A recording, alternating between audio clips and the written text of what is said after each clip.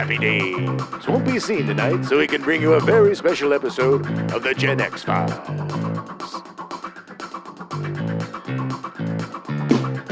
Welcome to the Gen X Files. I'm Jim. I'm Adam. And today's show is all about Tron. Ho, ho, ho. Tron. Man, this movie, it's, you know, the funniest thing about this is that we started watching this movie and like 10 minutes into it, both of us go, this can't be the movie that we've seen. It was so weird. I do not know how my mind processed Tron. The movie started when he got sucked into the world. Same. And it's like 20 minutes into it, at least. And we both Mandela'd it and thought that he was in the arcade. The arcade, in Flynn's arcade. Well, in the sequel, doesn't he kind of zoop in the arcade, the other guy? I thought in the sequel he's already in there. Well, Bridges is, but I mean his son or whatever. Oh, maybe it is, yeah. I think that. Maybe that's what I'm thinking of. I don't know. I don't even remember that sequel. It's I thought I had seen this movie recently, and apparently I had not. It's crazy, because this movie was groundbreaking. Hugely. And I remember seeing it in the theater. I remember it coming out. I liked it. I didn't love it. Yeah. You know, I liked it. I think seeing it now, I like it a lot more. I think now it's a lot more prescient because of the whole AI thing. Oh, yeah. Yeah, I totally forgot about the whole MCP, essentially blackmailing David Warner. Yeah. I totally forgot about that. Taking over, which I think kind of is what the Ares is about, is like the AI coming to the real world. And somebody again being, as far as I know, I've only seen a trailer, but it's a CEO, billionaire CEO, thinking that he can control it when he can't. Bringing out soldiers from that's so stupid. Soldiers that just happen to be Jared Leto. Yay. Great. Great. The best part is when he falls apart in the trailer every time. And the worst part is they just make another Jared Leto. It's true. Oh, God. But no, I mean, again, I'm very excited about the new movie.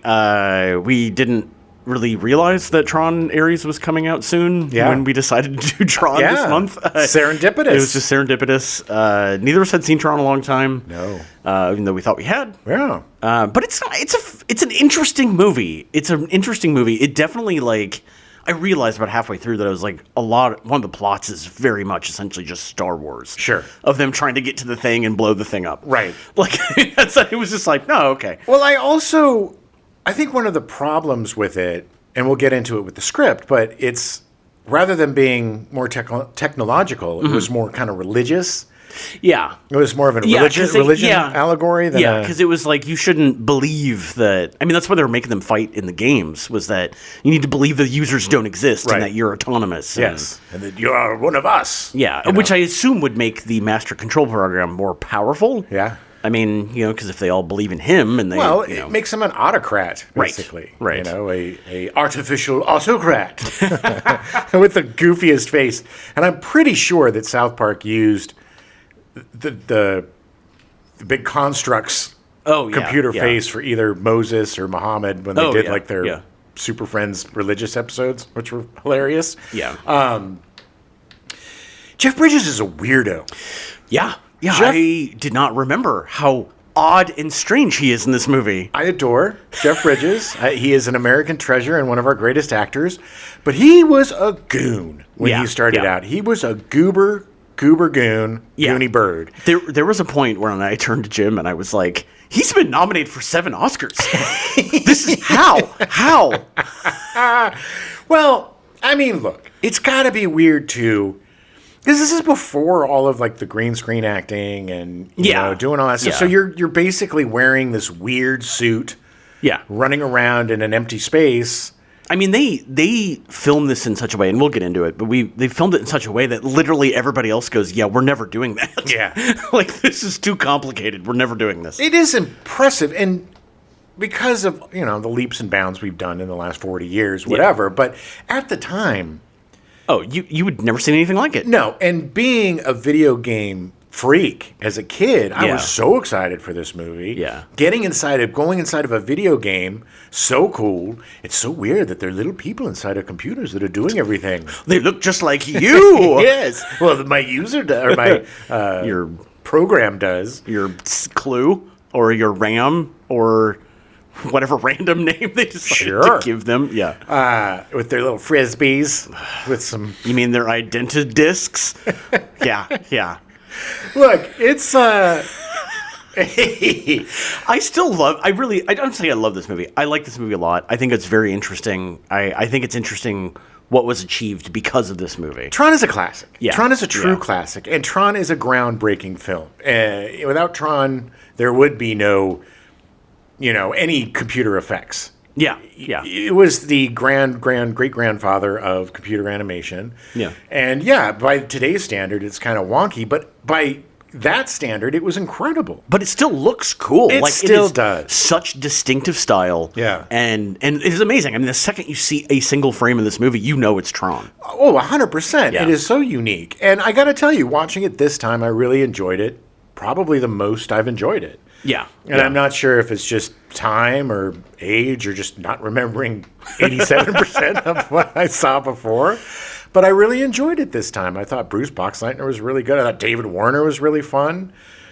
I love David Warner so much. Dan Shore, Yeah. it was just weird. Like, every time he moved around, it was kind of like sexy. He was like rubbing himself. The way he kind of, it was like a pinup boy yeah. or something. The way Yeah. he was just like, I'm sassy. He was sassy. Yeah. That's why they had to kill him off. His name was Ram. Yeah, Ram. Yeah. Random access memory, which again makes no sense. No. None of the computer names make any sense. Yori. Yeah, Yori. I think that was an homage to Yar's Revenge. Probably very possible. Instead of Yari, it was Yori. I don't know when Yar's Revenge actually came out. I don't either. Look, all I know is that Steven Lisberger loved video games, Mm-hmm. and he. It's a testament to the fact that he goes, I need to make this movie, and I want to make it the way I want to make it. Yeah. And he did, and it changed the landscape. Oh yeah, I mean 100%. And it wasn't like a juggernaut at the box office. It wasn't something that dominated the summer. It wasn't Star Wars or Jaws or anything. It did okay. But I think a lot of it too was people didn't know what to make of it. Yeah. I think people saw trailers and either you were like, "Oh my god," or you were like, "I have no idea what's going on. I'm not going to see that weird piece of garbage." Well, even watching it, the story is pretty convoluted. I had to follow along on a written plot line on Wikipedia because I was like, I don't understand what's going on. And this is like the 5th time I've seen this movie. Yeah. Well, and most people wouldn't understand what was going on, especially at the time. No. God, no. They're just essentially it's just a fantasy movie. They're in a weird fantasy world. He gets pulled in. It's very Alice in Wonderland. Yeah, definitely. He gets pulled in and then he has to save the day, and then the weirdness with Yori, like it was so obvious that Bruce Boxleitner or Tron and Yori were a thing. Yeah. And then right before Flynn leaves, I gotta make out with Yori, and then jump into the giant beam of light. He teaches her how to kiss, and then she kisses Bruce. Both of us were like, what is going on? Well, I'm so confused by these. Is it a love triangle? Kevin Flynn is a horny little bastard. Yeah. Apparently. Yeah. He knew he was never going to see her again, so he just took advantage and then ran away. Yeah, I'm going to make out with you. But then she was like, I learned something from Clue. Yeah. And then she gave Boxleitner the kiss. She's like, Well, I like this. They knew he was Flynn at that time. Yeah, because he was. Because he was a person. Do not believe in the user. And Bernard Hughes, oh my God. Oh, Barnard Hughes. Barnard Hughes. I love him so much. He is so amazing. I could literally listen to him talk for hours. Oh, yes, he's just got this way of talking. There's just something about it that's so intriguing. Well, he's very, very reassuring the way. Oh, there's a Tron. Yeah. Oh. Do you think he took the part just so he could wear the giant penis on his head? Yes. What an uncomfortable. All right, Barnard, we're going to put you in a little pit and put 8 pounds of latex on you and a giant dick head. Weird. I love it. And then they pull him out. I thought that was like him. I was like, okay, he's just a weird program that has a face and like. But then they pull him out and he's just a person. Yeah, he was just in the weird dick suit that they apparently to control everything. But it was funny because, I mean, if you look at it, it all kind of made sense computer-wise, with the programs and it's just so funny that we anthropomorphize everything. Yeah. And we finally did it to computers. Yeah. And here we go. I mean, isn't that not how computers actually work? Are there not tiny little little people, Of looking course there people are. inside. Yes. Yes, That drive Adam. weird tanks and Yes. light cycles and How do you think they get rid of viruses, Adam? solar sailors that made, I think it was communications, I guess. Yeah. I need a breakdown. I need like charts and graphs and explanations. Yeah, it's so much information of just like, because it is brand new. I mean, in 1982, this was nobody had done this Right. before, and it's like it would be really hard to keep up on the information that's being thrown at you throughout the whole movie. Well, yeah, it's very technical, and it has to be because you're inside a computer and you have to make this world real, and you have to do world building, and you have to make everything make sense as much as it can. Yeah. But I think they did. I think watching it again, it was a success. The acting's goofy, the story's kind of goofy, but what isn't, right? And this was at a time too when Disney was starting to do live action movies, and they just didn't know what the F to do. I mean, they were doing like this and the black hole. Nothing that was really hitting hard. Right. Hitting, but not hitting hard. It's like Tron, yes, has subsequently become a classic. Yeah. And, it's in the pantheon of, the classics of the 80s. I don't think it's up there with like Ghostbusters or the top tier, but I would say it's not for me. Yeah. I'm sure with a lot of people it is. Well, we'll find out. We have a good friend of the show that might be coming on. Hopefully, to talk about we'll be able to guest on it. Yeah. But yeah, look, I get it. I was really surprised that this movie didn't hit me harder than it did because of how I was a CompuKid. Literally, right. I went to a school called CompuKids and learned how to program, learned how to make games and different kind of programs, and was one of our generation was the first generation raised with home computers. Yeah. And I was fortunate enough to have a computer at a fairly early age. I think about 12 was when we got our first, 11 or 12. It was an Apple II. Yeah. Yeah, we had an Apple IIe. That was our first computer. And I was hooked, man. I was fascinated. Mostly it was games for me. I wasn't looking to program or anything. Oh, man. That's the reason I fell in love with the game Rampage. Because I wanted to play it in the arcade, and then we managed to get it for the Apple IIe, and it looked just like the arcade, and I was over the moon. Well, Laser Tag Larry and we would play Wolfenstein, the original Wolfenstein, which I absolutely loved, and Ultima. The Ultima games, which were so ahead of their time, the granddaddy of the RPG. Yeah. And it sucked me in. And I enjoyed programming because back then programming was very straightforward. Yeah. It was just lines, go to home. It was like how everything had a path and made sense. It wasn't like writing code and all sorts of stuff. Yeah. I mean, technically, yes, you are writing code when you're doing that. But you know what I mean. And technically, it is the same now. It's just way more complicated. Right. But yeah.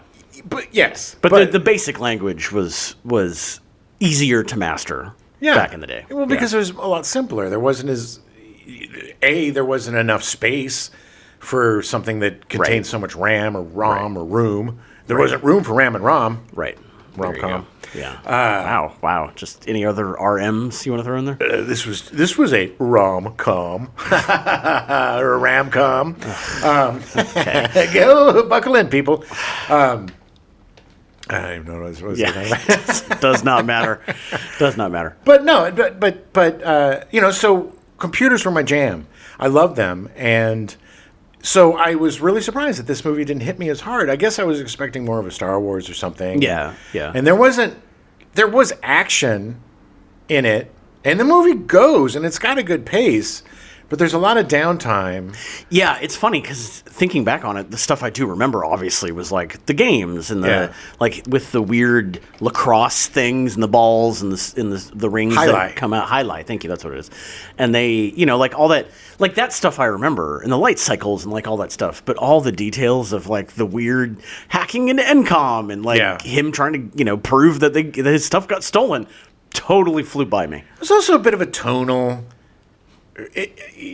disparity within it, because when he was flying that busted up flying tank thing, that was just goofball. And then, that little blip shows up. Yeah. Why did they get rid of it? Because that bit, and then it went away. Bit was in the beginning, and Bit showed up for a little bit, but Bit should have been around. That would have been a great sidekick. Maybe they just couldn't afford to Probably not. animate Bit.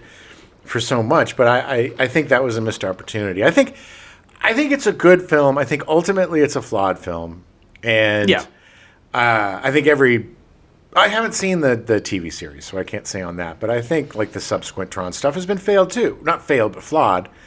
I just don't know. There's a secret sauce that's missing from this franchise, and I'm not sure what it is. Yeah, I would agree. I would agree. But like I said, much like Ghostbusters 2, this film popped up for me, and I really enjoyed my viewing this time. And I had no idea that the film opened the way that it did, like you said. We literally thought it was the wrong movie. I stopped the movie, and I was like, was this some director's cut? What? Yeah, it was this so weird. I have never had a movie memory fail me so egregiously than it did on Tron. Well, this is just how the special effects and the CG and stuff really stood out. Yeah. Because that's what you remember from this movie. And I remembered, I thought there was a lot more in the arcade. I thought there was a lot more. Same. It was just 100% wrong. I wanted to see 40 more minutes of Jeff Bridges playing a game that he made and then people getting excited for him. What was it called? Like Battle Chaos? It was Super Paranoids. Super Paranoids. Yeah. Worst name for a game ever. Ever. Yeah. No wonder you got sucked into a computer, dumbass. Anyway, let's get going. What a fun day. Take yourself back to 1982. Ooh. April of 1982, Activision releases Pitfall, which goes on to sell 4 million copies. That game was the shit, man. Oh, yeah. Oh, my God. Great. It was the closest thing to being Indiana Jones. Yeah. You were Indiana Jones. It was great. Oh, I wanted that game so bad. And I remember my friend got it before I did, and we would just sit there. Hours and hours jumping over alligators and swinging on ropes. Oh, the swinging was so great. It was so cool. Going down underground and stuff. It was so cool. I was really bad at the game. Oh, everybody was. But it was so much fun. Pitfall. Pitfall Harry. That was the name of the guy. Pitfall Harry. July of 1982, Timex Sinclair releases a modified ZX81 in the U.S. as the TS1000. It's the first sub $100 home computer. Really? Yeah. Was it a calculator computer or a computer? No, it was a computer. Interesting. Yeah.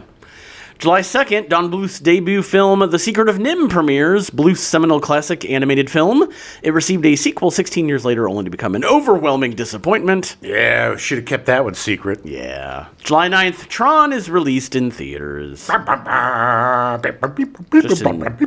time for the summer. Oh my God. One thing I will have to say about Tron is quite possibly the worst soundtrack of any movie ever. It was just, it made me want to puke.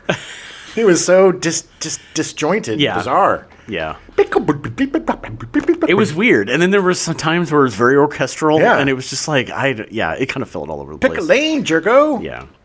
Tron starts with Steve Lisberger, then an animator of drawings with his own studio, Lisberger Studios. Sweet. Lisberger worked with 5 other animators on their first project. Cosmic Cartoon received a Student Academy Award nomination in 1973. I always forget that they do Student Academy Awards. I do too. They would work on commercials, title sequences, and feature segments for programs throughout the late 70s. Okay. And in 1978, they produced a 90-minute animated film, Animal Olympics, for NBC's coverage of the 1980 Olympics. I remember that. Yeah, I want to say I've seen bits and pieces of it. I don't think I've ever seen the whole thing.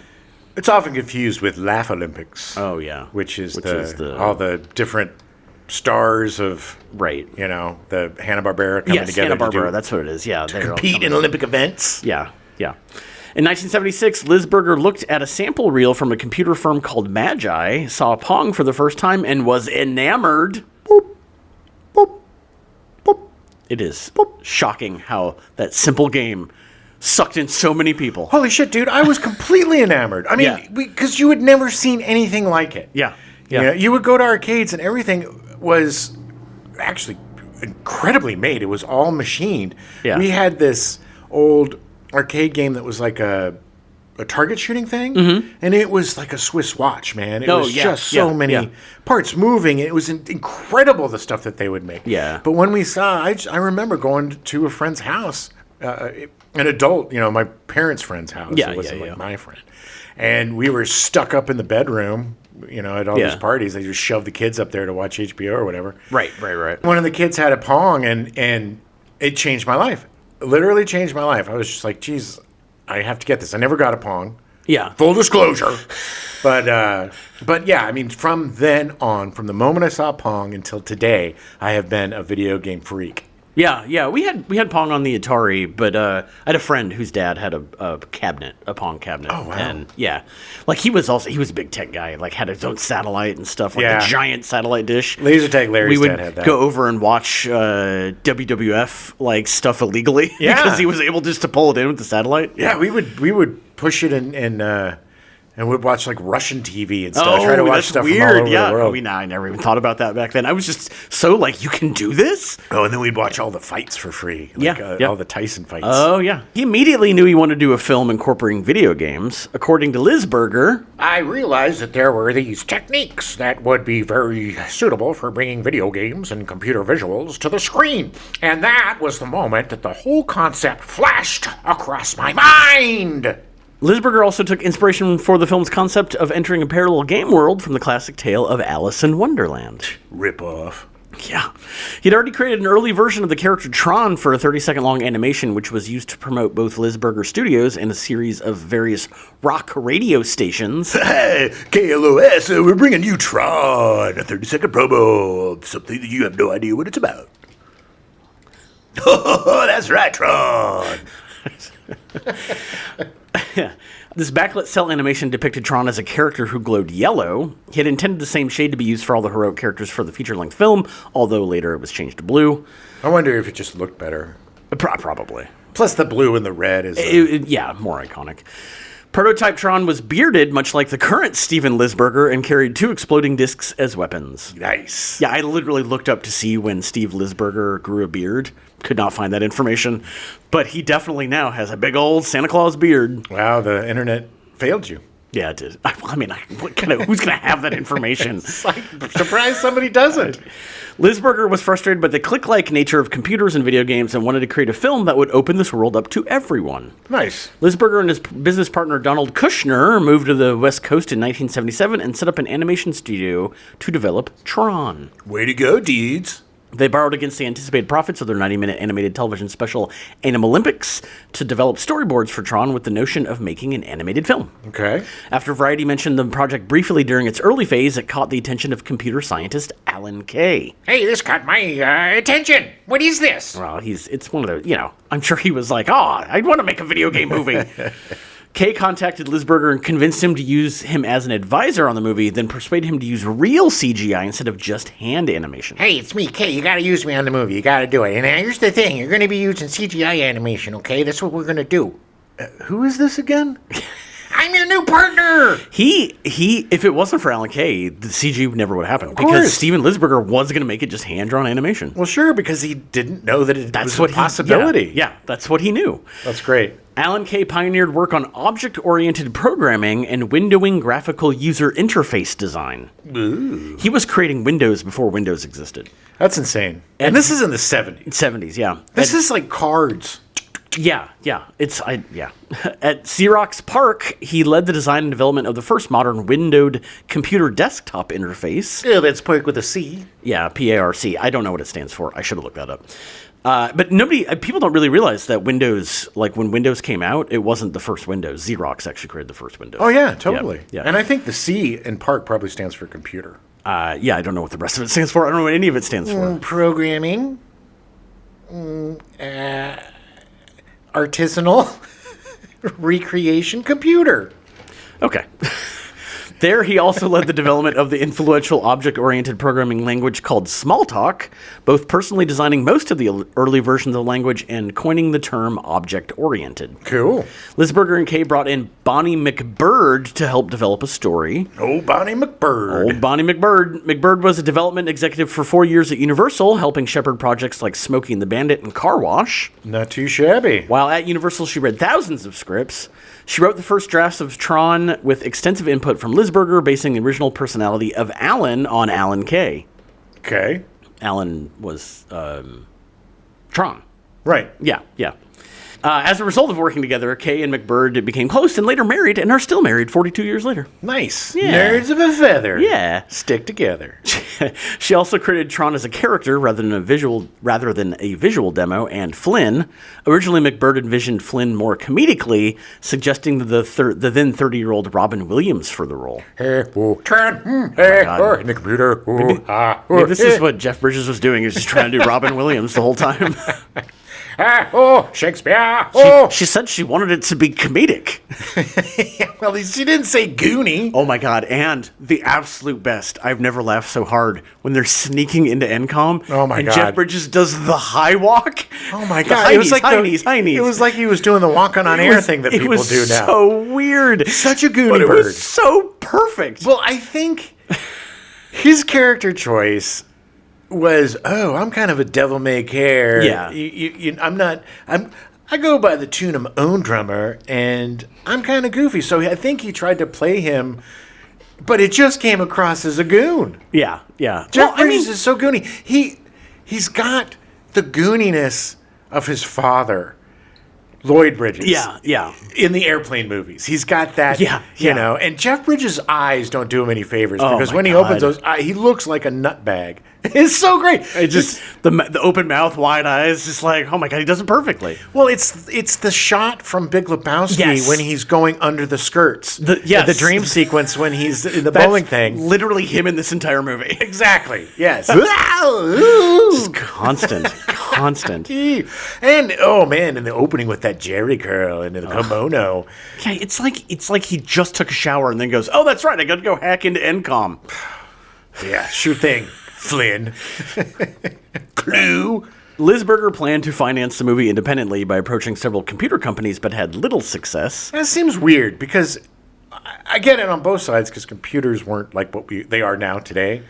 Well, yeah, and I don't think computer companies back then were like, well, why would I want to spend all this time and resources on making this movie? Well, that's what I'm saying. Yeah. I mean, if Apple and Microsoft were around, they would both been like, oh yeah, because we can promote our stuff. And it would make sense. But computers were still a very niche thing at this point. Like people weren't super they weren't savvy home, about it. There weren't enough like he was saying. I mean, there was enough people that were really into it, but for the most part 99% of the public was just like, okay, they're weird. Well, the majority of people that had a quote unquote home computer, it was a Commodore 64. Right. Which was, mainly a gaming system but did other things too. The people that were really into computers were people like Jeff Bridges in this movie. Or me. And they're just weird, nerdy people that are just, it's like, who are you? I like computers. I'm going into the computer! Yeah. Yay! I wanted to go into the computer. I know, I did too.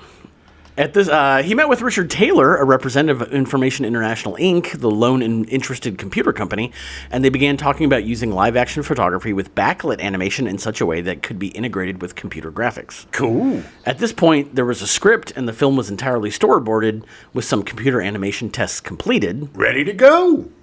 Lisberger had spent approximately $300,000 developing Tron and had also secured $4 to $5 million in private backing before reaching a standstill. Oh, man, that's got to be super frustrating if you get to that point where you're almost there. Spending all that money, and it's like, oh, God, I'm so close. Yes. Lisberger and Kushner took their storyboards and samples of computer-generated films to Warner Brothers, MGM, and Columbia Pictures, but all of them passed. They didn't understand it. They didn't get it. Yeah. They were like, I don't understand. What do you mean going in a computer? Why would anybody want to watch this? It's just, what are they? They're inside of a computer? That just sounds boring.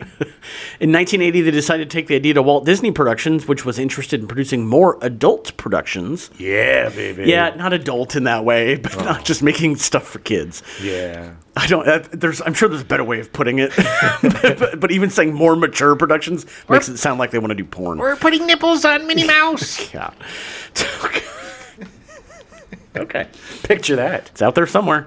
Rule 34. It's out there somewhere. Tom Wilhite, Disney's vice president for creative development, watched Lisberger's test footage and convinced Ron Miller to give the movie a chance. Cool. Still, Disney executives had cold feet about giving $10 to $12 million to a first-time producer and director using techniques which in most cases had never even been attempted. Understandable, but somebody's got to get the balls to be the one to pull the trigger. And be like, this is a risk, but the rewards way outweigh.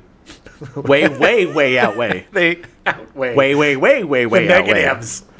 The studio agreed to finance a test reel, which involved a flying disc champion throwing a rough prototype of the discs used in the film. Look, we got to get disc golf champions in here because we really want these frisbees to look cool. Look, I just invested in a new frisbee company, and we gotta get him on screen. Hey, look, I'm glad you brought me in as a frisbee expert to throw this thing, but you put a lot of red licorice around the frisbee. It's making it fly weird. Yeah, well. Make it work. It was a chance to mix live-action footage with backlit animation and computer-generated visuals. It impressed the executives at Disney, and they agreed to back the film. Yeah, it looks great. I mean, especially for the time, too. Oh, yeah.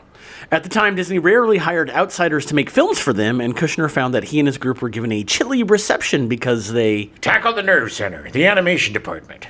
They saw us as a germ from outside. We tried to enlist several Disney animators, but none of them came. Disney is a closed group.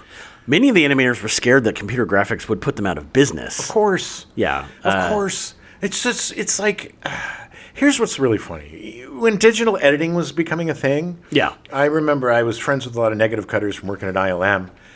And one guy was like, I'm going every night, and I'm taking digital editing classes because this is It's the future. And then the other guy was, F this, man. They're effing up the whole business, and I'm never going to effing learn this stuff, and they can effing F themselves. You either change with the game or the game leaves you behind. Guess who kept working the next year?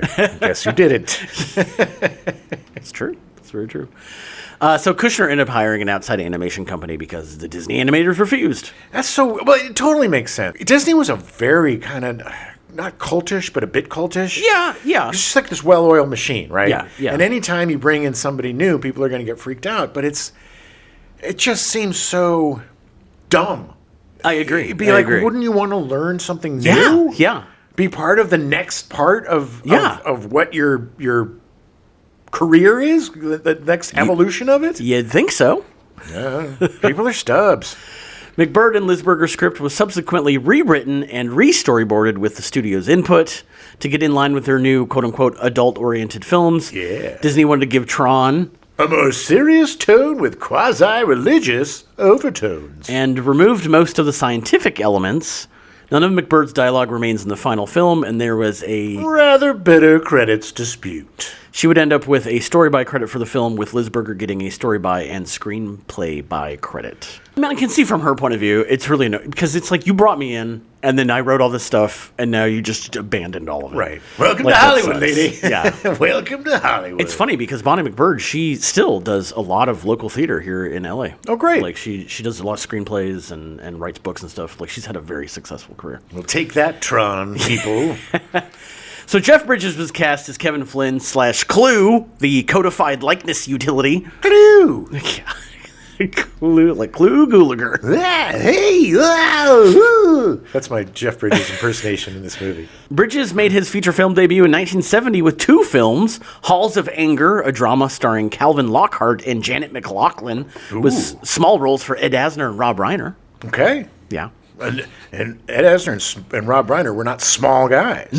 Very big. Not. He was also in The Yin and Yang of Mr. Go, a thriller written and directed by Burgess Meredith, starring James Mason as a half-Chinese, half-Mexican organized crime mastermind. Nope. Yes. Nope. Yes. No. I found this movie on YouTube, and I have to see it. James Mason. It is written and directed by Burgess Meredith. It looks like the worst movie ever made. What awful racist accent did he do as the half? Whatever you're thinking, it's worse. I have to see this now. And James Mason is one of the greatest actors. He's amazing. But Ever. it is a bad half-baked idea. Well, it's half. Whenever you have half Mexican, half Chinese, played by all white. Whoa. Yeah. Hey. 1971 saw Bridges cast in The Last Picture Show, where he earned the first of 7 Oscar nominations. Brilliant movie. We talked about it quite a bit. Yeah, and he was great in it. He was great. Ben Johnson was great. Oh, man. Cloris Leachman. Oh, Jesus Cloris Christ. Leachman, she's so good. Sybil Shepherd. Yeah. And Randy Quaid. Yeah, even For Randy Christ's sake. Quaid, for the love of God. Well, he was like 10, so I guess. Well, at least Jeff Bridges didn't become Randy Quaid. Not yet. His nomination was for Best Supporting Actor, but would lose to Ben Johnson for the same movie. Well, I mean, Ben Johnson was yeah.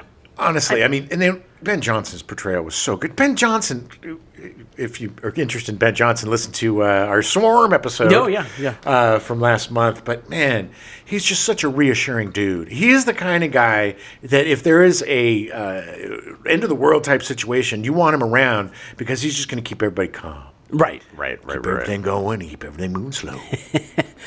Bridges got his first leading role playing NASCAR driver Junior Johnson in The Last American Hero, released in 1973. Junior Johnson. Yeah. In 1974, Bridges played Lightfoot with Clint Eastwood as Thunderbolt in Thunderbolt and Lightfoot, written and directed by Michael Cimino of The Deer Hunter. I love that movie with he and Clint Eastwood. It's got the saddest ending ever. Oh. I don't think I've ever seen it. Oh, it is so good. It's been a long time since I've seen it, but there was a thing that he did with his death scene. It was really funny. He talked about it on the Conan O'Brien Needs a Friend podcast. He wanted his death scene to be really unique. So I think they brought in a dentist to come in and Novocaine like half of his face. Oh. Because he's like has this stroke or thing at the end. You think he's okay. It's one of the most effective death scenes that I remember. I still remember. I don't remember a damn thing about the movie except the driving and the death scene. And it was just crazy how he's like, yeah, we just brought in a guy. It was like, weird. Shot me up. Weird. We did a lot of different things back then. Well, it would garner Bridges his second Best Supporting Actor nomination, but would lose to Robert De Niro for The Godfather Part 2. Yeah, look, no shame in that. But he was excellent in that. Yeah. We'll definitely cover that movie. Yeah, I'd really like to see it. Bridges would lead a remake of King Kong in 1976 with Charles Grodin and Jessica Lange. Not that good a movie. No, unfortunately, no. Oh my God, Charles Grodin, I love him so much, but he's so bad in that movie. Makes me angry. I had the poster though. Oh yeah. I had the poster up in my room, and it was King Kong straddling the Twin Towers. He had one foot on one tower, 1 foot on the other tower. Jessica Lange in one hand and a plane in the other. Yeah. I got it before I saw the movie. In 1980, Bridges would reteam with Michael Cimino on his new project Heaven's Gate, which unfortunately was a huge box office flop. That is a historic flop. That was the first time I remember a movie whose behind-the-scenes stuff overshadowed the movie. Right. And it was determined to flop even before it came out. Yeah. Because we kept hearing about overages and overshoots. Oh, that was we've talked about this before, but there was the quote about within like 2 hours of shooting the film, it was already like 2 days behind. It was crazy. Because it was like you got so far behind immediately. Oh, yeah. He was way over his head. Yeah.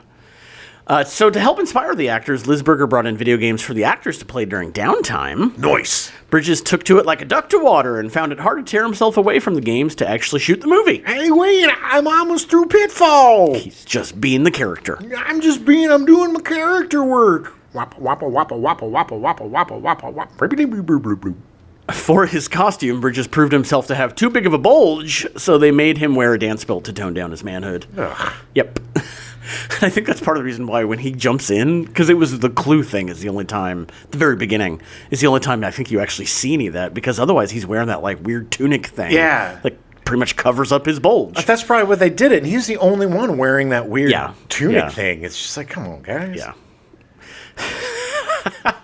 After Tron in 1984, Bridges would star in Starman from John Carpenter and earn his first Best Actor nomination, but would lose to F. Murray Abraham for Amadeus. Yeah, no shame. He was great in Starman. He was fantastic. Hey, talk about making the weird work for you. And I always forget. Didn't John Carpenter direct that? Yeah, I just said that. Didn't you just say? I just said that. John Carpenter directed that? Yeah, it's crazy to me. It's just such...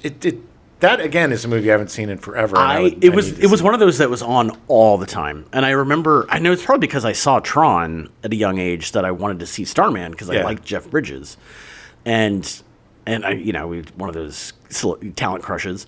But I remember watching it a lot, and it's like he was just had such a perfect portrayal of what an alien would be. He would talk like this: "I am an alien, and I am here to help you." It was just so good. It was so good. And he would do that a lot. Yeah. He would get his third Best Supporting Actor nomination for The Contender in 2000, written and directed by Rod Lurie, but would lose to Benicio del Toro for Traffic. Yeah. I mean, that's whatever. not Traffic's bad. a great movie. I was thinking of something else. The Contender, I don't remember really anything about The Contender, so... I don't. I think it was about politics. Yes, I think so. I was going to say boxing, but No, I think it was about politics. Bridges would finally win an Oscar in 2010 for Best Actor for the film Crazy Heart, playing an alcoholic country singer, beating out George Clooney for Up in the Air, Colin Firth for A Single Man, Morgan Freeman for Invictus, and Jeremy Renner for The Hurt Locker. look, that was a weak year. I'm just being I honest. 100% agree. And Jeff Bridges just walked away with that Yes, because he everybody did. else was just It was not like, that good. okay. He was great in that. He was. And look, Big Lebowski, even the new show, The Old Man, the guy is just one of the best actors ever. Yeah. And much like Harrison Ford, he keeps getting better and better and has not stopped doing excellent work. Just keeps doing better and better work. He would be nominated for Best Actor again the next year for True Grit, the remake of the John Wayne movie, but lost to Colin Firth for The King's Speech. I really liked the remake of True Grit. I did too. I thought it was great. He would get nominated for Best Supporting Actor again in 2017 for Hell or High Water, but lost to Mahershala Ali for Moonlight. Okay. He was great in Hell or High Water. Hell or High Water was a phenomenal movie. Really good. Very underrated. Two convicts played by Chris Pine, Ben Foster. It was written by Taylor Sheridan, one of the better things he's written. Yeah. Bridges will next be seen in Tron Ares, coming out in October of 2025. This will be his first feature since 2018 with Bad Times at the El Royale. He has essentially stopped acting. Oh, that sucks. Yeah. He did narrate 2 feature-length documentaries and appeared in a documentary about fatherhood, which was directed by Bryce Dallas Howard, essentially about celebrities and being a father. I was a father in a really bad one. He also appeared in 2 seasons of the FX show The Old Man, which was canceled after the second season ended. That was between 2022 and 2024. Bridges will be seen in the upcoming film Carnival: The End of Days, playing God against Johnny Depp's Satan, written and directed by Terry Gilliam. That sounds awesome. If it actually happens. I hope it does. He was so good in The Fisher King. He and Gilliam, I would love to see them team up again. There is a million more things that he did. Obviously, The Big Lebowski, The Fisher King, and stuff. But I know at some point we'll be covering more Jeff Bridges. No, this is it. This is it for Jeff Bridges. I put my foot down. Bruce Boxleitner was cast as Alan Bradley / Tron. Oh, Tron. Oh, he's such a hero complex. Boxleitner appeared in 2 films before landing the eponymous role of Tron. Six Pack Annie in 1975, a comedy aimed at drive-in theater goers with the tagline, "Look out! She's legal now!" Oh, yeah, it looked like the worst sexploitation movie ever. Well, maybe they just meant legal to drive. Oh, no, it did not. There was another tagline that I did not want to include because it was even more gross. He was also in The Baltimore Bullet in 1980, starring James Coburn and Omar Sharif. Ooh, good company. Yeah, I've never seen it, but it sounded interesting. It's about a train, probably, right? Or like maybe a stuntman or something? No, I think it was 2 old guys robbing a train. Okay. If I remember correctly. Tron was the last movie Boxleitner would appear in during the 80s. Literally, after 1982, he was not in another movie for like 14 years. People didn't like him. Well, it was because he was on TV. What? Yeah, between 1974 and 1976, he appeared on Hawaii Five-O 3 times as 3 different characters. Oh, yeah. In 1976, he was cast in How the West Was Won, based on the 60s film, appearing in all 29 episodes, including the TV movie pilot. Nice. In 1982, he was cast in Bring 'Em Back Alive, an adventure show co-starring Clyde Kusatsu and Cindy Morgan. Okay. The show tried to cash in on the success of Raiders of the Lost Ark, but only lasted 17 episodes before being canceled. Oh, man, they tried so hard. That and like Tales of the Golden Monkey. Or Brass Monkey. Brass Monkey. That Funky Monkey. There was a bunch of them. Because the Raiders of the Lost Ark was huge. Yeah, well, then they brought back King Solomon's Mine. Yeah. Alan Quatermain. Yeah. Shortly after Tron, Boxleitner was cast in Scarecrow and Mrs. King, co-starring Kate Jackson. That's what people remember him most from. Yeah. His show would run 4 seasons, with Boxleitner appearing in all 88 episodes. In 1994, Boxleitner was cast as the new captain of Babylon 5 in the 2nd season of the show. That's so crazy. I really thought that Scarecrow, Mrs. King, right? Yep. Ms. King. I really thought that lasted longer. No, it was only 4 seasons, yeah. It left its mark, an indelible mark. He played the captain of the Babylon 5 for the rest of the show, appearing in 87 episodes. Never watched that show. You know, it's funny. I have owned the complete series of that for probably 20 years. I know. And I've never watched it. It's so crazy. Yeah. Boxleitner has appeared in a number Someday. of... I know. Yeah, sure. Saving it for the apocalypse. Boxleitner has also appeared in a number of TV movies. In 1980, he played Billy Montana, the comic relief, in Kenny Rogers as the Gambler. Yeah. And that is the official title. And man, I went down a rabbit hole with Kenny Rogers as the Gambler. They did like 8 movies with him. 5. They did 5. You got no when to hold him. He would reprise the character in 1983 in Kenny Rogers as the Gambler, The Adventure Continues. No when to hold him. The titles just get worse. And in 1987 with Kenny Rogers as The Gambler 3, The Legend Continues. Know when to walk away. He would skip the 4th movie in 1991, The Gambler Returns, The Luck of the Draw. Know when to run. But come back as Billy Montana in 1994 with Gambler 5, Playing for Keeps. Well, thank God we got him back. And that was when he had that horrible plastic surgery where he couldn't open his eyes. Oh, no. Yeah. In total, Boxleitner has appeared in 60 TV movies. And 47 of them are gambler movies. Boxleitner can most recently be seen in the TV movie Christmas Under the Northern Lights. He just does a lot of Hallmark movies. Good for him. Yeah. Hey, look, I have respect for any MFer that can sustain a career for 40 years. He has been a solid working actor for 40 plus years. That is not easy. That is not easy at all. You know, for every Jeff Bridges, there's 1,000 Willie Ames. Bruce Boxleitner is one of those people that he was in stuff that I never saw. Yeah. So like literally every time when he came up on screen, I was like, "Is that Bruce Boxleitner?" Well, in this, they gave him those crazy big those weird giant glasses. When he took them off, I was like, "Oh, it is! Oh my God, it's like Superman and Clark Kent." There's my Bruce. But I just literally, I could not have picked him out of a lineup because I just don't know him that well. Well, he's also very generic. He's a very generic actor. There's 80 different TV actors that look and sound just like him. Although I do want to watch Scarecrow and Mrs. King. I really like the setup for it. Oh, it was fun. It was fun. Kate Jackson is always a joy. And Bruce Boxleitner's a solid actor. That's why he keeps working. And he was great in this. He really was. And he had really good chemistry with Cindy Morgan. Yeah.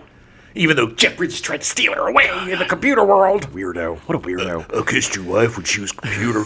When she was computer, I kissed her. She was computer and I kissed her. What are you talking about? Nothing. I cooked you. David Warner was cast as Ed Dillinger and Sark, and he was the voice of the Master Control program. Jeez, give him a break. I know. I got to do everything. Like Come on, most, David.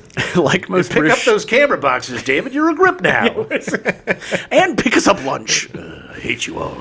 Like most British actors, Warner made his acting debut on stage, training at the Royal Academy of Dramatic Art. Yes. And I'm going to point this out again. Unlike American actors, most British actors studied at like the Royal Shakespeare Academy or some really prestigious school of acting. RADA is huge. Oh, yeah. Spent decades perfecting their craft. In America, you hurt your ankle, then you're an actor. You stop playing football and you turn to acting. Well, I'm in college and my sports career is over. Guess I'll be a successful actor. He became known to most American audiences through his role in The Omen in 1976. Oh, I love him in that. Oh, he's got such a horrible death. Oh, God, it's so messed up. David Warner. Yeah, well, he's like the voice of reason. He's like, hey, he's the one that figures out with his pictures that people are going to die. Right. And then he sees his own death. And then shloop, and then he's decapitated. Yeah. Oh, God, spoiler alert. So awful. So awful. But he was so good in it. I love that movie. Richard Donner! He's played a number of bad guys over his career, including Tron, but also... The 39 Steps, Time After Time, Time Bandits, and Hannah's War. Directly after Tron, Warner appeared in The Man with Two Brains, playing Dr. Alfred Necessiter. Which is just night and day with this character. Listen to our Man with Two Brains episode, because it's a lot of fun. But god damn, he was so good in that. The thing about David Warner that I love is that he's an amazing actor. Yes. But he is not above having fun or being goofing on himself. And he has got amazing comedic timing. Holy shit. Between this and Time Bandits? Yeah. He is a genius, but it's also that he is just such a consummate professional, such a well-trained actor. It's like, that's the thing, the difference between a lot of British and American actors is that Brits can do anything. You're not calling in a lot of American actors to come in and do British cinema, but you sure as hell are getting a lot of... That is true. That is true. I can literally count on one hand, and I would still have 3 fingers left over of the number of American actors that are successful in British TV. Gillian Anderson. That's the only one I can think of that. Tilda Swinton did it too. Yes, but what guy? What guy do they have that goes over and I am going to be an Englishman? I don't know any. Oh, they can come over here and do their American accents. Terry Gilliam. Well, he's not okay. But technically, no. I'm not just being an ass. I'm being an ass. Warner appeared in Star Trek V, The Final Frontier in 1989, and then appeared in Star Trek VI, The Undiscovered Country in 1991 as a completely different character. Those were fun. Wait, Undiscovered Country, I think, was awful. But one of those that he was in, it was really, like, I think The Final Frontier. I don't know. One of them. I think Final Frontier is the God one, isn't it? Whichever that one is, that is the worst. I think it was the God one. But there was one that was really fun, where like they went to a prison planet, and I think that was 6. Yeah. I think there. Yeah, because isn't it the even ones that are good, or is it the odd ones? Yeah, No, it's the even ones. Even ones are good because Star Trek 2. Yeah. They would have to do a bad movie to do a good movie. But Star Trek 3 was good. Search for Spock. Oh yeah. I mean, whatever. Look, but Star Trek 4 was much better with the whales. Everybody remembers 2 and 4. Yeah. The whales, always the whales. So I guess 6 must have been okay, but 5 was probably garbage. God, it was I think they were looking for God. I think that was. I found. Yeah. God. Yeah. Exactly. He would also appear in Star Trek: The Next Generation in 1992 in a 2-episode arc in 6th season. He was perfect for that show. For that universe. That franchise. Yeah. He's had an insanely prolific career, appearing in hundreds of movies, TV shows, audio dramas, theater projects, and voiceover roles, including TV, movies, and video games, both good and bad. Highlights include Teenage Mutant Ninja Turtles 2: The Secret of the Ooze in 1991. Yeah, he was a highlight. That's coming out with his 35th anniversary. Is it the second one? I think the first one is. I think the first one is. I thought this. Oh, maybe you're right. Because the first one came out in 89. Oh, okay. I saw it in a drive-in movie with my grandmother in Tucson, Arizona, and her only response to the movie was, "It's so dark. Why is it all so dark?" Shut up, Grandma. Except it's in a turtles. very heavy German accent. It's so dark. So dark. You're dark. Yeah, it was because they were in the sewer a lot. I was like, Grandma, they're in the sewer. What do you... Grandma, they're in the sewer, and they're Teenage Mutant Ninja Turtles, and they live in the sewer, and they eat pizza pies. Look, I was just happy because my parents and most of my family did not go to movies. Same. So, like, whenever they would take me somewhere, if my dad asked, I'd be like, yes, let's go. My grandmother took me to a lot of movies. I think I saw Halloween 3 with her. Oh, nice. Season of the Witch. Yeah. And a bunch of other stuff. She was kind of like a bit of a Ruth Gordon. No, nice. She was great. And then my mom and I would go to the movies. And the thing about my mom that was so great was every time that she went to the movies, she would get a hot dog. Oh, nice. Every time. That was her movie thing, was a hot dog. Yeah. And I just thought that was so cool. Yeah. Well, not a lot of people buy hot dogs at movies. No. And then the old man, he would just be in the lobby smoking. Yeah, because he couldn't sit in a theater for 2 hours without having a cigarette. I literally, in the movie theater with my dad, I've seen 3 movies. Oh, wow. The very first movie I ever saw in the theater, which was Firewalker. Nice. With Chuck Norris and Louis Gossett Jr. We went and saw Titanic because it had been out for like 3 or 4 months already, and he was like, I have to go see this in the theater. I was like, okay. And then we saw Saving Private Ryan together. That's a pretty good trio. The old man did take me to movies. It was always a horrific event. I had to balance because it would be R-rated movies. Yeah. So I remember I told this story when we did the Jerk show, but I desperately wanted to see the Jerk more than anything in the world, and I worked on him for days to the point where I did this research and I found PBS had this. They did like a little thing on the Jerk. And they had a segment where they showed the cat juggling thing. Oh, yeah. And the old man hated cats, hated them. So I found out when that was airing again. Right. And got him in front of the TV. Nice. When he was a little sauced up. And as soon as he saw the cat thing, he's like, get in the car. We're going. But good God, dude. Every time I went to the movies with him, it was so embarrassing. Because if they were like boobs or something. Right. Cover your eyes. I mean, that loud. Cover your eyes. Uh-oh, there's some boobs. Cover your eyes. You're too young for this. Ha, ha, ha. And everybody's just like, what the is wrong with this guy? Excuse me. What the hell's wrong with this guy and that poor child? Oh, my God. It was like child abuse. So David Warner was also in The Mouth of Madness, in The Mouth of Madness in 1994. Oh, yeah. John Carpenter movie. That was It was okay. was fine. Was that with It was about Sam O'Neill. Yes, who it was a writer. Or Sam Neill, not Sam O'Neill. Sam Neill, who was a writer and then goes crazy. It wasn't bad. I remember No, it being it was interesting. part of his trilogy with like The Thing and Prince of Darkness. Right. Like those 3 movies where his like kind of dealing with human psyche and all that Right, stuff. writing all over him. Yeah, he went crazy. He went crazy. David Warner was also in Titanic in 1997. Yeah, he was the one that was like, the boat, it's sinking. Sinking. He was in Scream 2, also in 1997. He was? I don't remember him in that at all, but I don't remember Scream 2 very much. Scream 2 was the one that took place in Hollywood, right? No, college. They were no, in it was college. in college. Oh, Yeah, okay. yeah. He was also in Wing Commander in 1999. Yeah, well, that was the highlight of his career. I loved the Wing Commander games, so like when the movie came out, I was so excited, and it was so bad. Was that the one with Freddie Prinze and the other guy from Scream? Yeah, Matthew Lillard. Matthew Lillard. Yeah. He was also in Planet of the Apes in 2001. The incredible remake. Oh, is that the one done by Tim Burton? Tim Burton. Ugh. Yeah. It was not very good. Although I will say it was closer to the original novel than the movie, the 1968 movie. But Anytime you cast Marky Mark as some sort of scientist or teacher or person with above average intelligence, you failed. The movie is effed because he can't pull that off. No. He was also in Mary Poppins Returns in 2018, which actually happened to be his last movie. Oh. Warner was diagnosed with cancer in January of 2021, but didn't publicly announce it, and he passed away on July 24th, 2022 at the age of 80. God damn, man. To get cancer, to get that far, and you're like, okay, I think I did it. I think I made it past. Yeah, nope. God damn, it is just, I will say it over and over again, there's nothing more degrading than getting old. Yeah, that's true. Cindy Morgan was cast as Dr. Laura Baines / Yori. Yeah.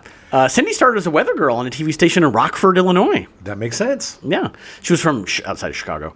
She also worked a graveyard shift at a local rock station. She returned to Chicago, her hometown, and DJ'd at a local radio station until she quit on air during a labor dispute. I quit because of a labor dispute. I just want to hear the audio. I know, me too. Morgan moved to Los Angeles in 1978 and appeared in an Irish Spring commercial. Ooh. Her feature film debut was in 1979 with the sexploitation comedy Up Yours. Yeah. I thought it said Up Yours, Shorty. No. But it says Shorty. Shortly after, she appeared in Caddyshack in 1980. Oh, man. That's where I had such a crush on her. Yeah. She was so... Oh, everybody did. She was so cute. And she was so... Again, also, like her voice, I could just listen to her talk for hours. Yeah, but she was kind of a badass in that movie, too. Yeah. She was the rich girl with the attitude. Several actresses were tested for the role of Laura / Yuri, but they were often scared away by the costume, which was basically a helmet in spandex. I'll do it. One of the actresses tested was Debbie Harry, but she was not cast. Oh, she would have been great. She would have been good. She was really good in Videodrome. Oh, yeah, that's right. Cindy Morgan was brought in only days before her first scene was shot. Later, Morgan would trade her screen-used costume for a Lexus. Nice. Exactly. Number one, I'm glad that they let her keep it because that's impressive. But number two, man, she got a friggin' Lexus out of it. Grossest part was guys like, make sure you don't wash it first. Oh, God. Make sure. Gross. You just had to go there. Hey, that was part of the deal. I'm just reading the contract. Oh, so you gave her the Lexus. No. It was an associate of mine. Sure. Associate. Right. Yes. Morgan did not appear in another feature film until Silent Fury in 1994, starring James Hong, Robert Zadar, and Charles Napier, a revenge flick. Super B. It's crazy to me that she wasn't a bigger actor. She did a lot of TV stuff, but not a lot of movies. The year after, she appeared in Galaxis, a C-grade sci-fi film starring Bridget Nielsen and Richard Mole. Richard Mole was essentially like a Chewbacca character. He was in full costume. Yeah, it's from Night Court. Yeah, big tall guy. Bull. Yeah, big tall guy. Morgan had more success on TV, appearing in 3 episodes of Chips, 13 episodes of Bring 'Em Back Alive, 16 episodes of Falcon Crest, 3 episodes of Matlock, and 2 episodes of Hunter. I think the issue with her was there were so many blonde actresses that were just like her. Yeah. There was a glut, and it's unfortunate for all of them. It is. It's a big shame, but at least she kept working. And some people are more geared to TV, and some people are more geared to film. And TV seemed like a better fit. Her last feature film was Open Micers in 2006, a mockumentary about comedians. Sadly, Morgan was found dead of natural causes at her home in Lake Worth Beach, Florida on December 30th, 2023 at the age of 69. That's crazy. I don't think she had done any acting since 2006. Wow. Yeah.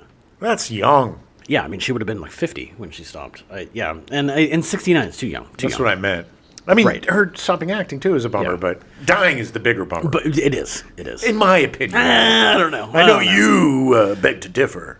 Barnard Hughes was cast as Dr. Walter Gibbs / Dumont. Hey, Walter Gibbs / Dumont. Everybody else has like these weird names, and he's just Dumont. I don't understand. Well, because he's the old hippie, Adam. He's the guy that was in his garage making computers. No, but that's Walter Gibbs. I'm saying the computer person was named Dumont. It doesn't make any sense. Well, maybe it's an acronym for something. I don't think it is.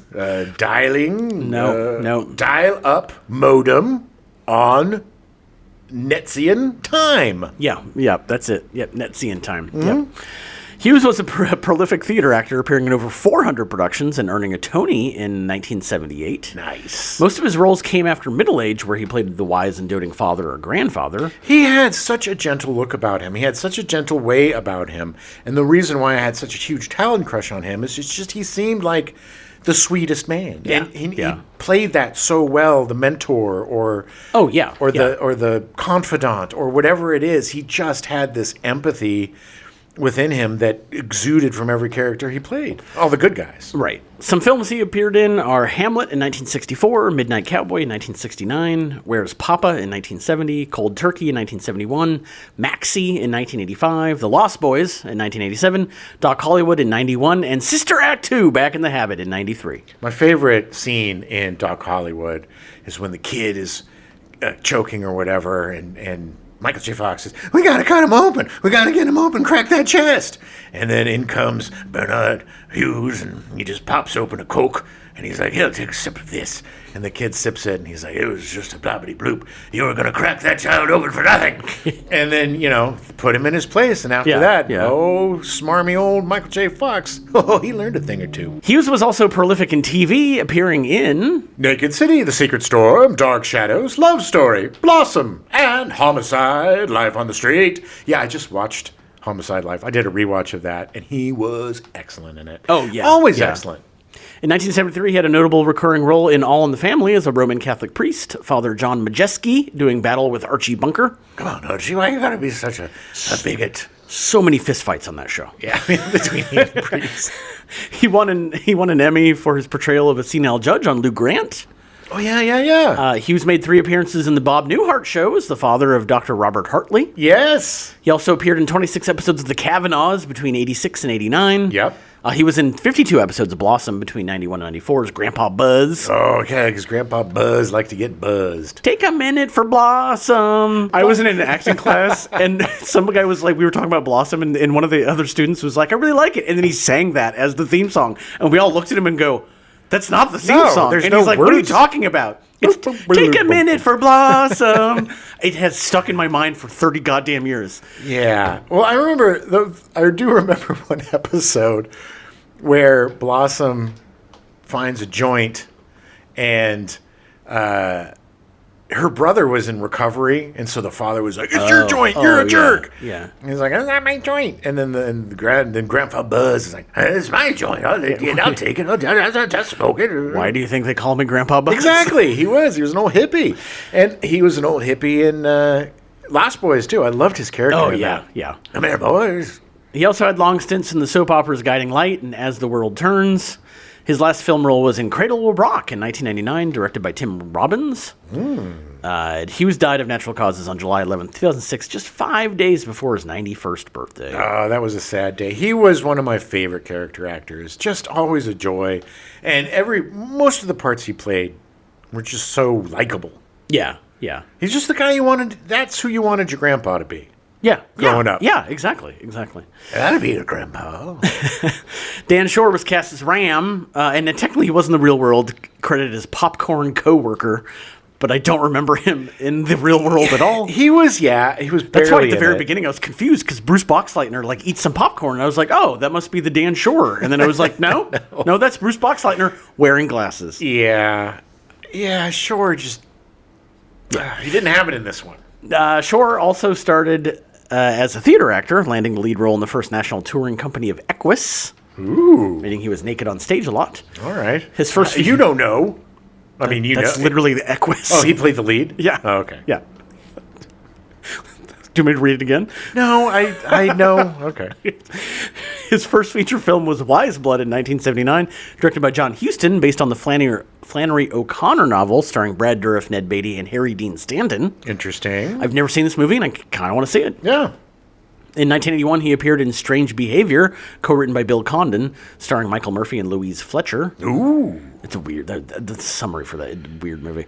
I bet. Shore also appeared in a number of TV shows and miniseries, playing the lead in Studs Lonigan in 1979, appearing in 3 episodes of The Blue and the Gray in 1982, appearing in 20 episodes of Cagney and Lacey, Oh, yeah, okay. as well as episodes of... Murder, She Wrote, 30-something, Beauty and the Beast, Star Trek, The Next Generation, Star Trek, Voyager, Judging Amy, The X-Files, Blue Bloods, Bull, Jessica Jones, and The Blacklist. In 1989, he appeared in what I remember him most from, Bill and Ted's Excellent Adventure, as Billy the Kid. Right. It's so funny because he looks so different, but you can see it. You can see it in his face a little bit. Well, he's also so weirdly physical in this movie. He's just writhing around, and he's always kind of on his stomach with his little feet kicking around. Yeah. It's just weird. It's almost like he was on ecstasy. That's very possible. Maybe he was. He seemed like his I mean, performance was very ecstasy-driven. Can't think of a better place to do ecstasy than the set of Tron. What's going on with you, Dan? Nothing. Just It all is great. can I touch your shirt? Can I just touch your shirt? Oh my God, that is so. What is that? You okay, Dan? Shore will be seen in the upcoming film Silent Partner, about a black lawyer that must defend a white woman who killed a black teen in a stand your ground case. Okay. Yeah. Interesting. It looks interesting. Yeah. Peter Jurassic was cast as Crom. Jurassic's feature film debut was in Born Again, playing Henry Kissinger, about Charles Colson's involvement in the Watergate scandal and how he became a born-again Christian. Henry Kissinger? No, Charles Colson. Oh, okay. He just played Henry Kissinger. I didn't know if Henry Kissinger somehow became a born-again Christian. God, please, right. I'm pretty sure that would make all the news. I am not a born-again Christian. I am a born-again Satan. Yeah, the funny thing is that because as soon as I read that, I was like, wow, he looks just like Henry Kissinger. It was creepy. Henry Kissinger just died, too, by the way. I know, he was like 145 years old. Evil never dies. Never. After Tron, Peter Jurassic would appear in Problem Child in 1990, Runaway Jury in 2003, and the movie 42 in 2013. Oh, that was about Jackie Robinson? Yes. Problem Child. Jesus Christ. Just the thought of the movie makes me so annoying. Sphincter puck. Yeah. Jurassic was much more proficient in TV, appearing in Barney Miller, Paris, The White Shadow, MASH, Taxi, Fame, Family Ties, Night Court, MacGyver, Remington Steele, Scarecrow, and Mrs. King, Columbo, Midnight Caller, Amen, Perry Mason, Growing Pains, Matlock, L.A. Law, Third Rock from the Sun, Sliders, NYPD Blue, Dawson's Creek, and One Tree Hill. 25 episodes. He also appeared in 25 episodes of Hill Street Blues, playing Sid the Snitch. Did you ever run into him on One Tree Hill? No. I think it was after I was gone. Oh, okay. He also appeared in 13 episodes of the ill-conceived comedy spin-off of Hill Street Blues, Beverly Hills Bunts. Oh, what the? Do you remember this?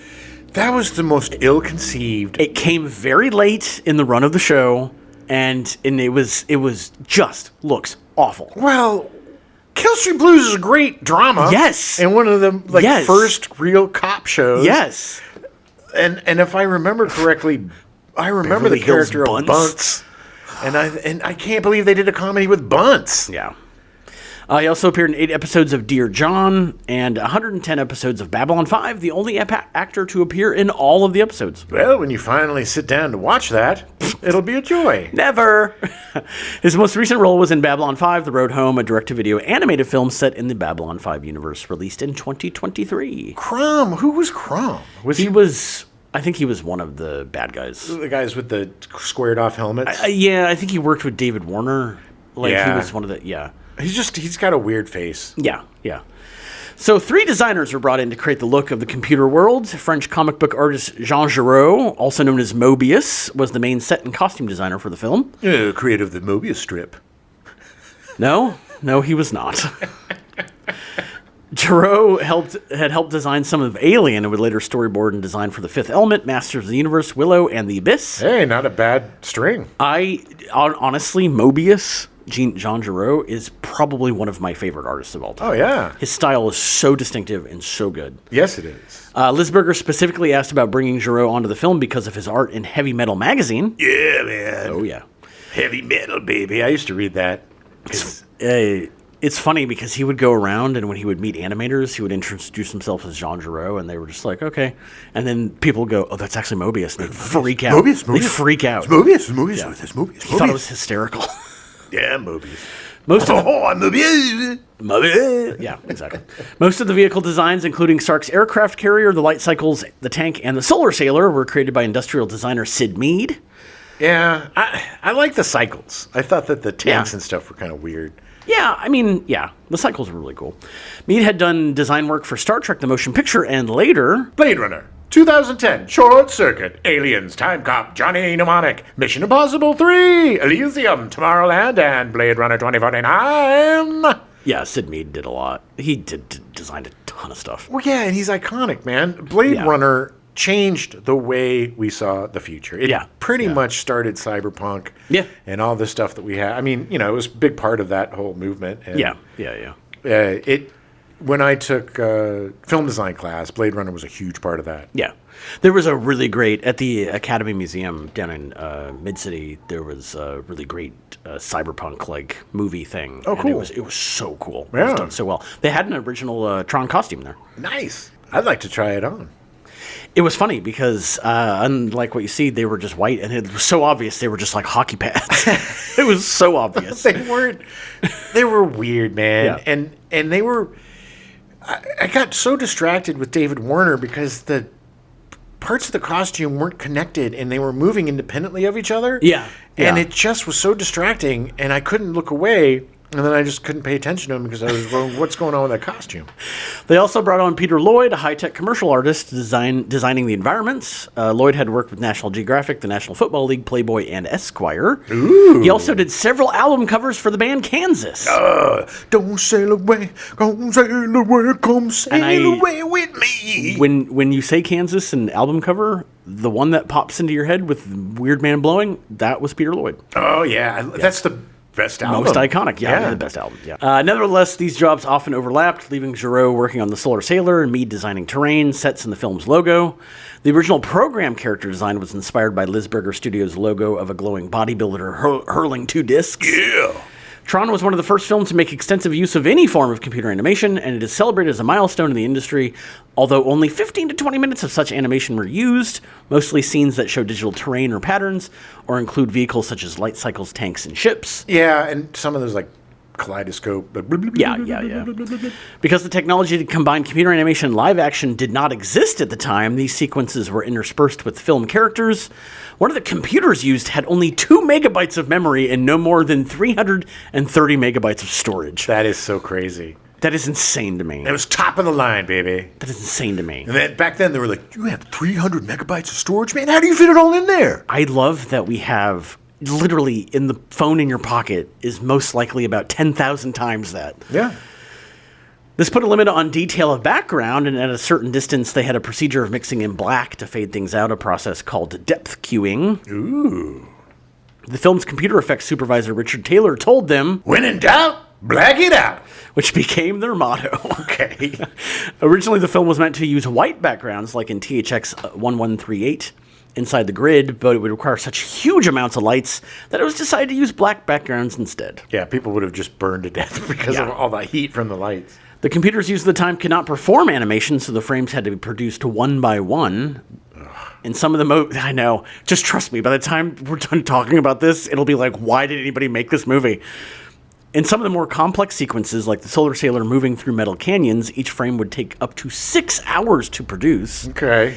There was no way to digitally print them on film either. A motion picture camera was placed in front of a computer screen to capture each individual frame. That's crazy. And it's crazy that it didn't get any, like, sort of that flicker, Yeah. you know? Yeah.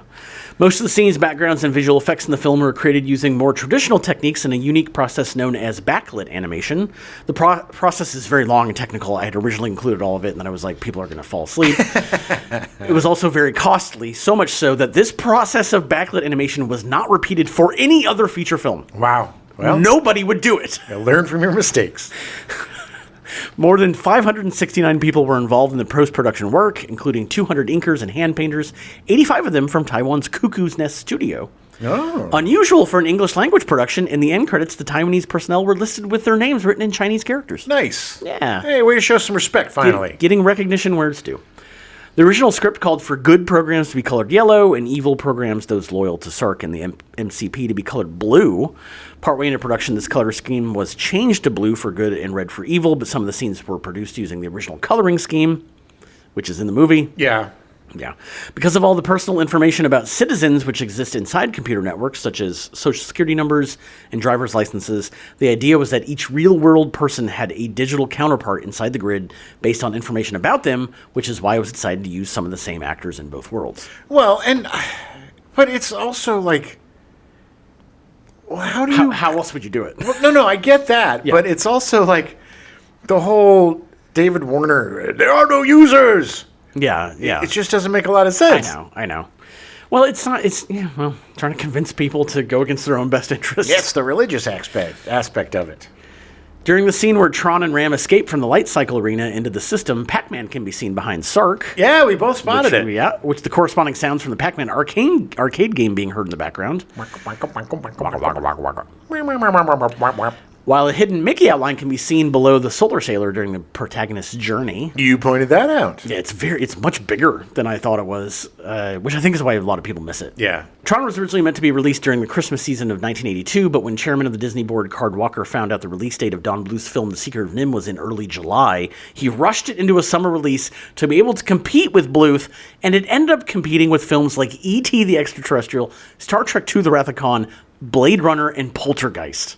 Yeah, look, that was not smart. No, it was not. It's never smart to rush a film, especially a film like this that's so technically heavy.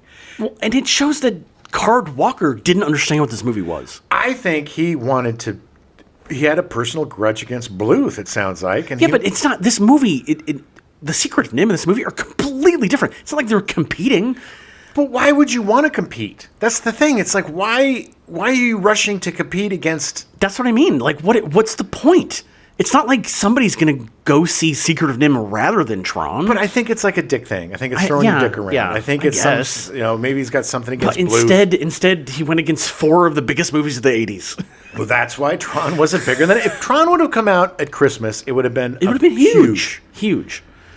The soundtrack for Tron was written by pioneer electronic musician Wendy Carlos, who is best known for her album Switched on Bach, and for the soundtracks to many films, including the Stanley Kubrick-directed films A Clockwork Orange and The Shining. Great. Did not like this score. Carlos helped develop the Moog synthesizer, and Switched on Bach, released in 1968, won her 3 Grammy Awards. Switched on Bach is great, because it's like Fantastic. it's something that I love, which is classical music made kind of contemporary with Moog. In 1979, Carlos, born Walter Carlos, raised public awareness of transgender issues by disclosing she had been living as a woman since at least 1968, and in 1972 had undergone gender-affirming surgery. Hold on, man. I thought that transgender only popped up like 4 years ago. Incorrect.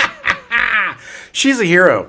And back then, man, Jesus Christ. What a brave thing to do in the 60s. I'm always just absolutely enamored of people that have the bravery and courage to be who they are in a world that despises them. Yeah. These are heroes. Agreed. Tron was released on July 9th, 1982 in 1,091 theaters in the United States and Canada, grossing $4 million on its opening weekend. It went on to gross $33 million in the United States and Canada and $17 million overseas for a worldwide gross of approximately $50 million, which was Disney's highest grossing live-action film for 5 years. Well, I mean, that's probably their only... Well, I mean, until 87, and I don't know what came out in 87 that beat it out. In addition, the film had $70 million in wholesale merchandise sales, But Disney was expecting at least $400 million in merchandise sales. So despite the gross and the sales, it was seen as a financial disappointment, and the studio wrote off some of its $17 million budget. Yeah, okay. So ridiculous. Well, look, the business of the business is horrible. Yeah, yeah. The Hollywood business, all of the accoutrements that come with it is awful. Yeah. Movies are great. Yeah. But getting there But the business sucks. Yeah, especially if you're a woman or a minority or a non-white dude. Right. The film was well received by critics. Roger Ebert of the Chicago Sun-Times gave the film 4 out of 4 stars and described it as a dazzling movie from Disney in which computers have been used to make themselves romantic and glamorous. Here's a technological sound and light show that is sensational and brainy, stylish, and fun. However, near the end of his review, he noted in a positive tone, This is an almost wholly technological movie. Although it's populated by actors who are engaging or sinister, it's not really a movie about human nature. Like Star Wars, but more so, this movie is a machine to dazzle and delight us. Ebert closed his first annual Overlooked Film Festival with a showing of Tron. Okay, cool. Yeah, He really he likes really it. loved the movie. Gene Siskel of the Chicago Tribune will also awarded 4 out of 4 stars, calling it And terrifically entertaining when at that.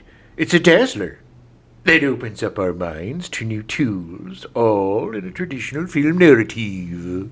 Yeah, they both agreed. Hey, I agree with that. them. Look, this movie was groundbreaking. On the other hand, Variety disliked the film and said in its review, Tron is loaded with visual delights, but falls way short of the mark in story and viewer involvement. Screenwriter-director Steven Lisberger has adequately marshaled a huge force of technicians to deliver the dazzle. But even kids, and specifically computer game geeks, will have a difficult time getting hooked on the situations. in her review for the New York Times, Janet Maslin criticized the film's visual effects. They're loud, bright, and empty, and they're all this movie has to offer. Rude. I get it. I mean, look, I get both sides. Yeah, You know? yeah. Tron made its television debut as part of the Disney Channel's first day of programming on April 18th, 1983. Q. Tron Legacy, the sequel, was released December 17th, 2010. It was directed by Joseph Kosinski, his first feature film. Ooh, what has he gone on to do since? He's done a bunch of other stuff. Okay. I don't remember what at the moment. I just don't remember. I don't know. But him. he has done a bunch of other stuff. I thought that he had done other stuff before this, but apparently he'd only done shorts. And Oh. they impressed Disney enough that they were like, sure, we'll hand you a $170 million movie. Should have given it to somebody else. Yeah, well, it was fine. It starred Garrett Hedlund, Olivia Wilde, Michael Sheen, with Jeff Bridges and Bruce Boxleitner returning. The budget was $170 million, but ended up making $409.9 million. Yeah. Yeah. People were looking for some Tron, baby. They were. Tron Uprising is a 2012 animated series set between the events of the first two films. 19 episodes aired on Disney XD. It featured the voices of Elijah Wood, Mandy Moore, Nate Cordry, and Bruce Boxleitner returning as Tron. Nice. Strangely enough, it was not computer animated. No, it was hand animation. It was actually computer animated. Was it? I think so. I'm just teasing. No, I don't know if it. Okay, maybe it was. I don't remember. I've never actually watched it. It's on Disney Plus.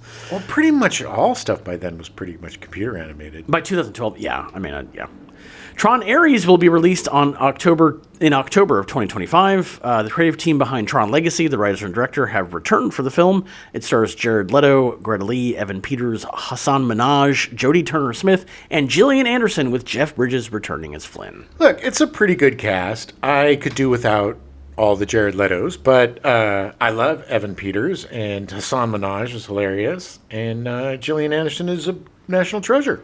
And Jodie Turner-Smith is really good. What's she been in? I don't remember off the top of my head, but it was one of those I was like, oh, it's her. Okay. Yeah. I don't know her. I'll have to find out when I see Tron Ares. Yeah, and there was a ton of other stuff. There was like computer games and comics and like a bunch of other stuff. Yeah. But the movie Tron Ares looks interesting. Like it's gonna look slick. Don't know if I'll see it in the theater. No, I definitely won't. But I will watch it when it comes out. I'm just not a big. I like this movie. I like Tron, and Yeah. I like it a lot better this time watching it around. But I don't remember liking the Tron movie very much. I don't remember anything about it except for Jeff Tron Bridges. Legacy? Yeah. Yeah. The soundtrack. That's because Daft Punk did it. That's the only thing Oh, I really nice. remember Yes, about that. I The do remember soundtrack that. is amazing. Yeah.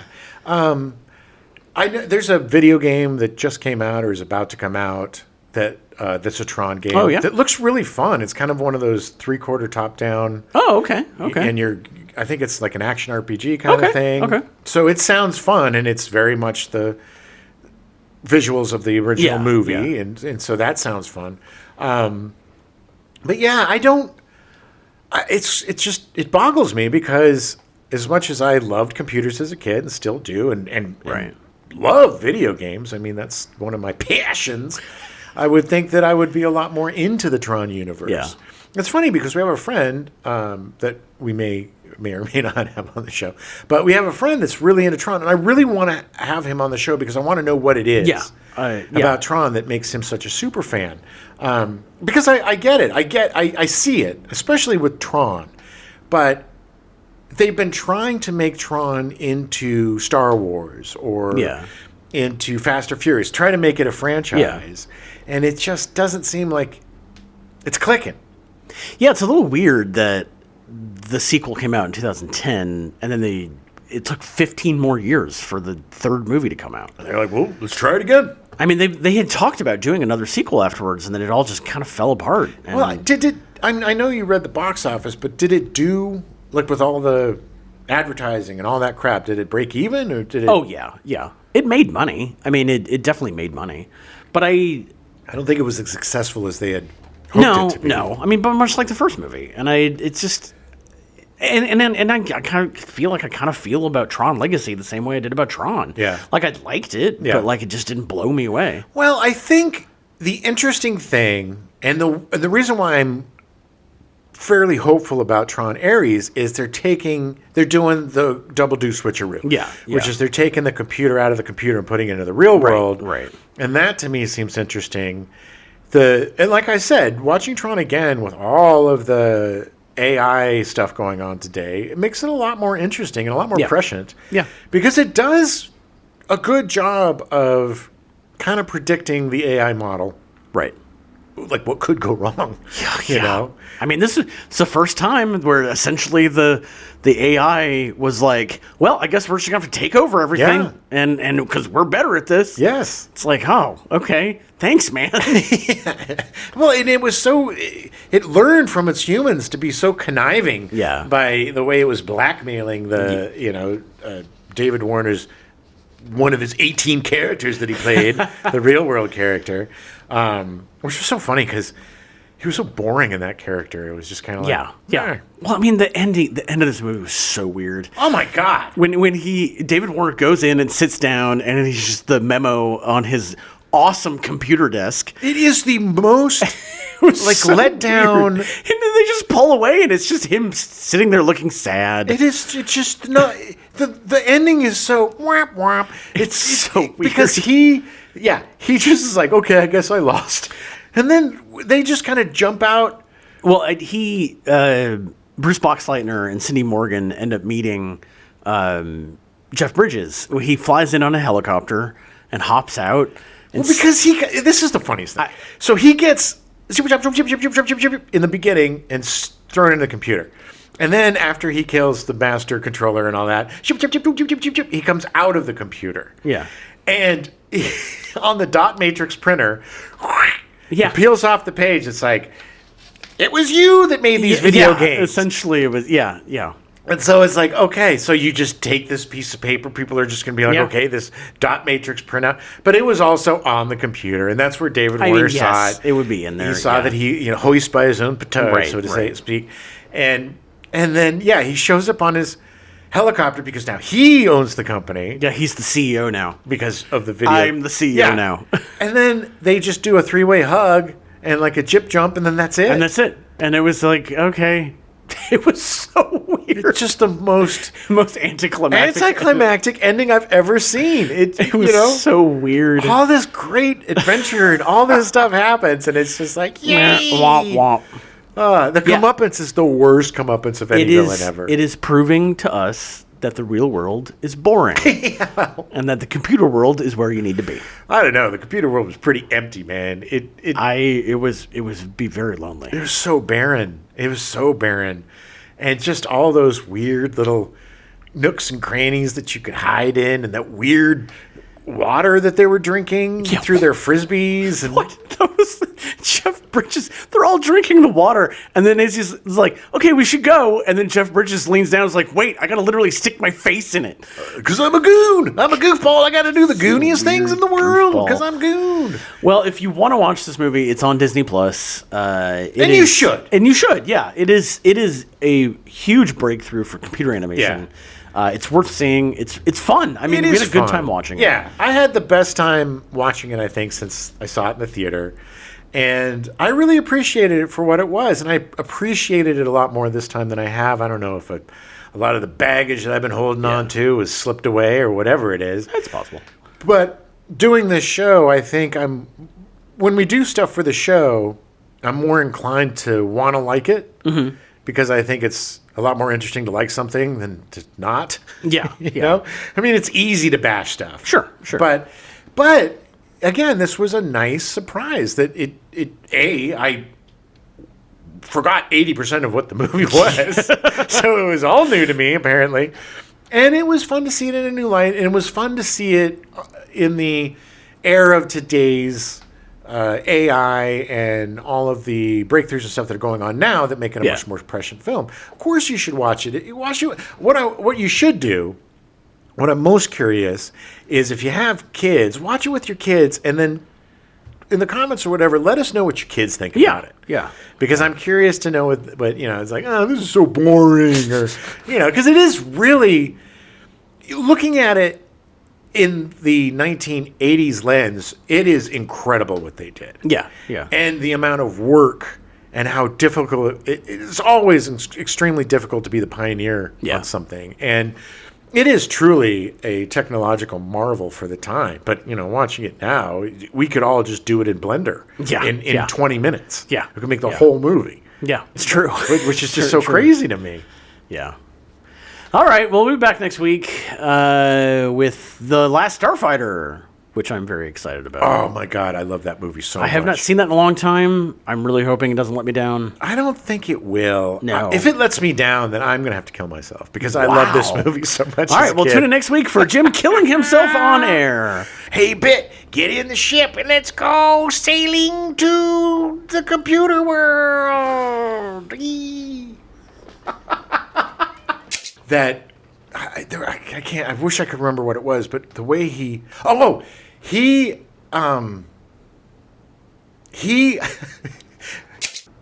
Blade Runner 2010. Oh no, Blade Runner. What's up with my voice?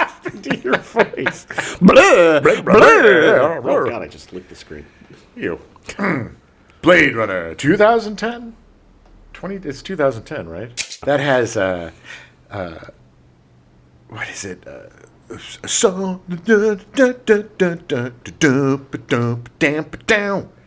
hang on, or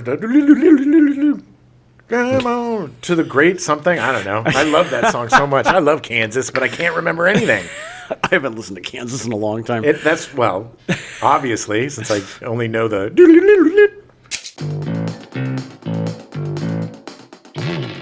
We now return you to your regularly scheduled programming.